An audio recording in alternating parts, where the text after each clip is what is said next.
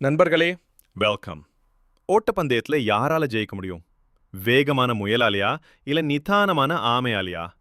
இந்த சுவாரஸ்யமான கேள்விக்கான விடைய இன்னைக்கு நம்ம ஆமையும் முயலும் கதையில பார்க்க போறோம். கதைகள் மூலமா வார்க்க பாடங்களை கத்துக்க தயாரா? அப்போ நம்ம சேனலை சப்ஸ்கிரைப் பண்ணிட்டு கதையை ரசிக்க வாங்க. ஒரு அடர்ந்த காட்டில் வேகமாக ஓடும் முயல் ஒன்று இருந்தது. அது தன் வேகத்தை பற்றி மிகவும் பெருமையாக பேசிக்கொள்ளும். என்னைப் போல் வேகமாக யாராலும் ஓட முடியாது என்று எல்லோரிடமும் தம்பட்டம் அடிக்கும். அதே காட்டில் மெதுவாக ஊர்ந்து செல்லும் ஆமை ஒன்று வசித்தது. ஒரு நாள் முயல் ஆமையை பார்த்து கிண்டலாக சிரித்தது.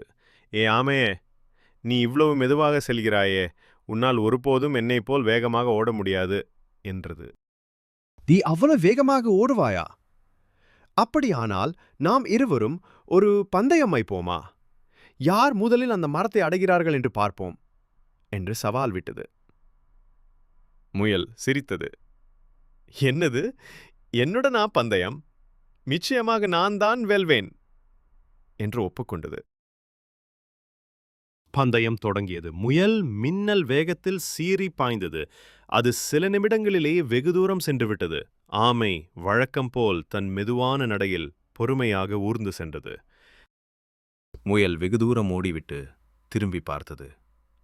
ஆமை கண்ணுக்கே தெரியவில்லை. இந்த ஆமை வர இன்னும் எவ்வளவு நேரமாகுமோ? அதற்குள் நான் சற்று ஓய்வெடுத்துவிட்டு போகலாம் என்று நினைத்தது. அது ஒரு மரத்தடியில் படுத்து உடனே தூங்கிவிட்டது.